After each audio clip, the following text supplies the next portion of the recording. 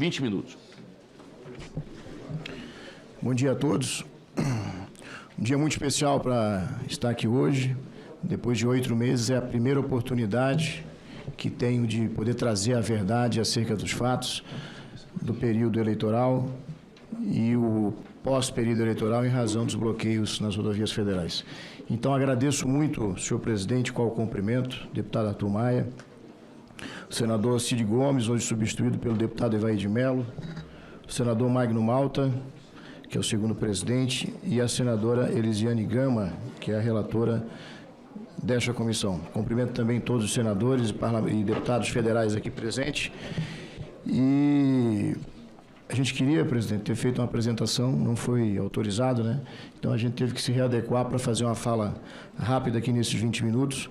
Nós temos aqui 2 memoriais, que são mais de 300 laudas, que comprovam tudo que eu vou afirmar aqui hoje, que será encaminhado oportunamente, se permitido, à comissão para juntada nos autos, onde a gente vai ter a possibilidade, pela primeira vez,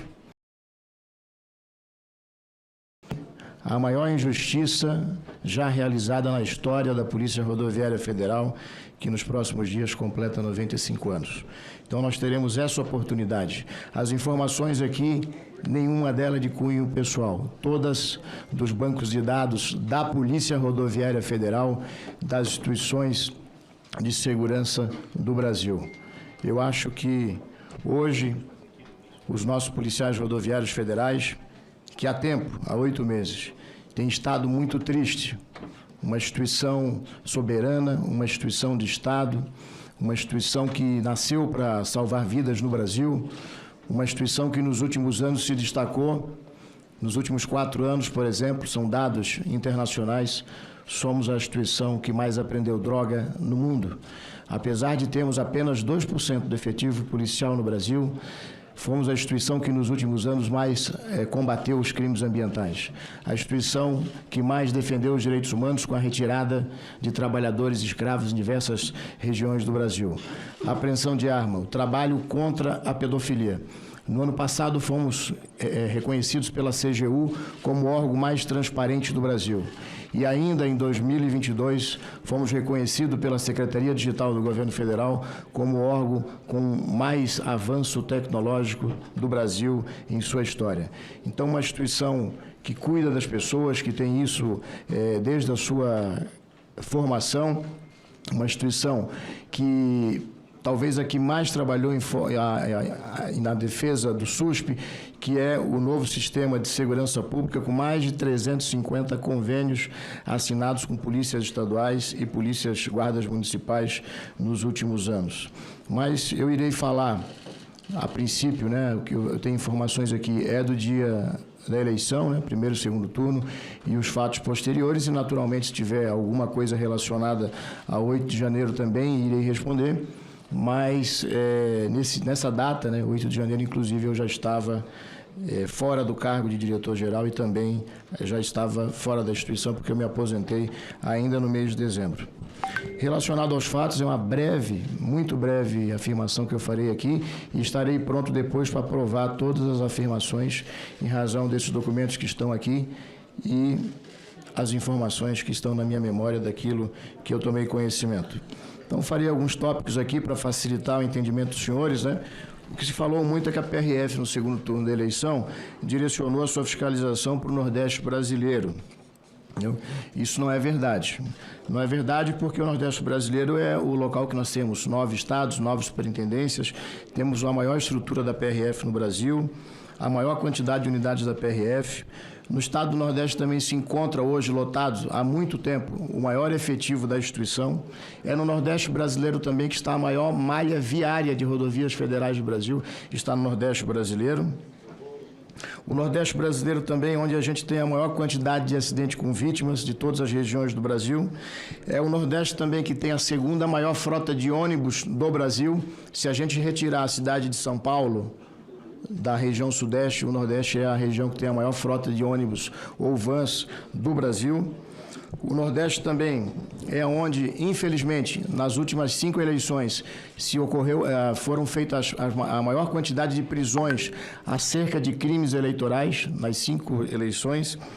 É no Nordeste também que a gente tem o maior registro de apreensão de arma de fogo, e devemos lembrar que na última eleição foi proibido, né, o trânsito e a aproximação de zonas eleitorais de pessoas armadas, mesmo aqueles que tinham porte. Então a PRF tinha também essa obrigação. E lembrar que as polícias ostensivas trabalham com georreferenciamento e estatística. Nós não somos uma polícia judiciária que tem algumas informações privilegiadas em razão da sua atividade. Então nós trabalhamos sempre em cima de georreferenciamento e em cima de estatística. O outro questionamento é que nós tínhamos uma fiscalização excessiva no Nordeste. Então, nós tivemos 694 pontos de fiscalização no dia 30 de outubro, que foi o segundo turno da eleição, e o Nordeste, assim, junto com o Norte, foi os locais que a polícia menos realizou fiscalização. Onde mais fiscalizou foi no Sudeste, depois no Sul, no Centro-Oeste, e o Nordeste, empatado com o Norte, ficou em 4ª posição. Nós tivemos, em média, 25 locais de fiscalização por estado no Nordeste no segundo turno. Falou-se também que se encaminhou ao Nordeste brasileiro a maior quantidade de recursos para a operação. Seria natural que lá se encaminhasse o maior, porque se tem o maior efetivo, é natural que em número absoluto, quando você bota um percentual, você vai ter uma quantidade maior de pessoas a convocar, de viaturas para utilizar, mas isso também não é verdade. O Nordeste ficou em 3º lugar na média nacional do repasse de recursos.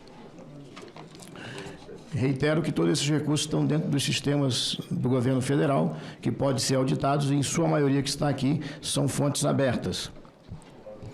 Se falou também que a quantidade de veículos naquela região foi a mais fiscalizada. Também não é verdade. Nós tivemos, em média, no Nordeste, 26,5 veículos fiscalizados, ou de 26 a 27 veículos fiscalizados por ponto de fiscalização. Tá? Então, o Nordeste ficou em 4ª posição, juntamente com o Sul, 26 veículos fiscalizados por ponto. Depois se afirmou na imprensa também que a PRF descumpriu a decisão do TSE. E aí é importante a gente esclarecer tudo o que ocorreu, porque, infelizmente, uma pequena parte da mídia brasileira não difunde as informações por completo. Então, nós temos 2 situações. Temos uma ADPF, de relatoria do ministro Barroso, que autorizou todas as frotas municipais ou a serviço dos municípios e também ônibus de concessionárias, ônibus da área escolar, da saúde, que fossem autorizados a fazer transporte de eleitores no dia da eleição. Depois, os interessados na DPF fizeram nova petição e o ministro Barroso estendeu a utilização desses bens públicos ou concessionários ou a serviço desse para extralimite municipal e extralimite estadual, ou seja, intermunicipal e interestadual. Na véspera da eleição, por volta de 23 horas do dia 29 de outubro, o ministro Alexandre de Moraes, na condição de presidente do Tribunal Superior Eleitoral, nos encaminhou uma recomendação, vejam, às 23 horas do dia 29 de outubro, para que a gente efetivamente desse cumprimento, né, daquela decisão anterior, agora com uma abrangência um pouco maior. Rapidamente, em apenas 2 horas, a gente já encaminhou isso, está aqui os documentos, todos encaminhados para todas as autoridades no Brasil, todas as superintendências em difusão, determinando o fiel cumprimento da decisão do ministro Alexandre de Moraes e ratificando a decisão da ADPF relatada pelo ministro Barroso. Então, nós fizemos imediatamente, não existe qualquer tipo de omissão por qualquer gestor da PRF em qualquer estado da federação. E mais, fomos à AGU, porque nenhum servidor do Poder Executivo pode cumprir qualquer decisão judicial sem um parecer da AGU. E a AGU disse, está aqui, cumpra continue a operação e cumpra a decisão. Ou seja, a polícia deveria continuar o seu trabalho de fiscalização de trânsito, o seu trabalho proibindo que armas, que também era uma decisão do STF, chegasse próximo das zonas eleitorais, fiscalizando também os crimes eleitorais, e foi isso que a instituição fez naquele domingo. Então, não existe até o presente qualquer registro, uma investigação da Polícia Rodoviária Federal, inclusive também sendo investigado pelo MPF e pela Polícia Federal, o registro de qualquer cidadão brasileiro, apenas um, que deixou de votar no dia 30 pelo um trabalho de fiscalização da Polícia Rodoviária Federal. Não existe nos registros que são auditáveis da Polícia Rodoviária Federal. E vale citar aqui que nenhum policial rodoviário federal pode fazer uma abordagem sem registrar. Vocês podem observar quando passarem por uma viatura, por um policial, algum deles estará com o celular na mão. Ele está registrando aquela abordagem. Então, tudo está devidamente registrado. Nenhum ônibus foi recolhido. Há de se destacar também, e o ministro Barroso destaca isso na sua decisão, que os ônibus eram para eleitores. Não poderia haver qualquer tipo de diferenciação do candidato A ou do candidato B. O parecer da AGU também vai nesse encaminhamento. Então, os nossos policiais estavam lá para garantir a segurança. E mais, neste dia, não foi registrado no Brasil nenhum acidente com vítimas graves, com ônibus ou vans, em razão desse trabalho que a gente fez e conseguiu garantir o deslocamento dos cidadãos aos pontos de votação. E mais, o segundo turno da eleição, pela primeira vez na história, foi o turno que a gente teve o menor número de abstenção. Aos tribunais regionais eleitorais, que trabalhamos em conjunto, no transporte e na segurança das urnas, a Justiça Eleitoral e o Ministério Público Eleitoral, em centenas de casos no Brasil, que fizemos a segurança de juízes e promotores eleitorais ameaçados. Não existe nos TRE do Brasil nenhuma investigação que fica demonstrado que a Polícia Rodoviária Federal descumpriu qualquer procedimento em relacionado às decisões e qualquer outra norma dos colegiados dos tribunais, do Tribunal Regional Eleitoral, TSE e dos TREs.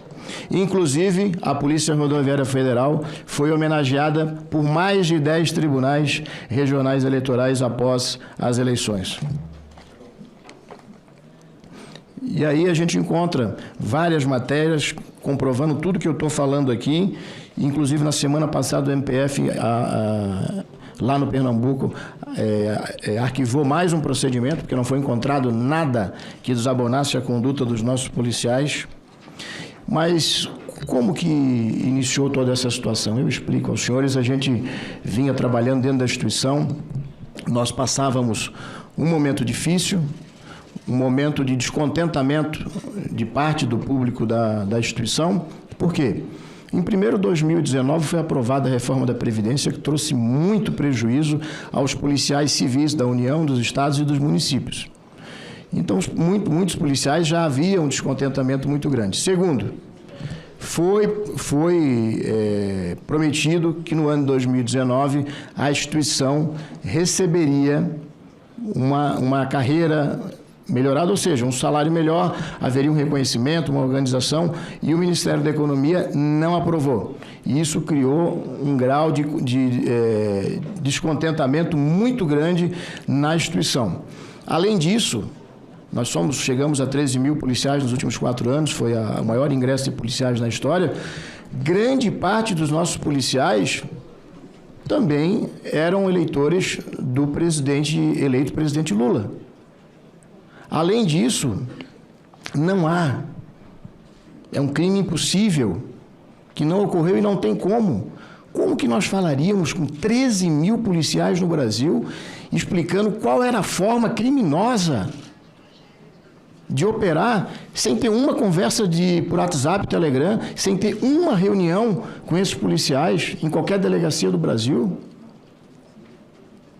sem ter um e-mail enviado, Será se nenhum desses policiais, que um número grande de policiais na Polícia Rodoviária Federal, que são de ideologia progressista, de esquerda, será se esse grande efetivo, que vão ter que trabalhar mais 7, 8 anos em razão da reforma da Previdência, nenhum participou, ouviu no corredor alguma coisa? Não tem como fazer uma situação dessa, envolver 13 mil policiais lá em Chapuri, no Acre, em Tartarugazinho, lá no Amapá, lá em Uruguaiana, no Rio Grande do Sul, sem ter uma simples conversa de corredor. Eu tenho certeza, nossos policiais são honestos. Hoje, para passar no concurso da PRF, é mais de 1.000 candidatos por vaga. E na PRF, ou em qualquer órgão federal, vocês podem ter certeza que ninguém consegue fazer uma trama dessa sem ser juntado provas, sem ter... Então, isso não existe. Isso não existiu. Mas é fantasiosa. Mas como que isso ocorreu? Está aqui. Nós temos aqui, o primeiro colega já foi à imprensa assumir em público que na manhã entrou em grupos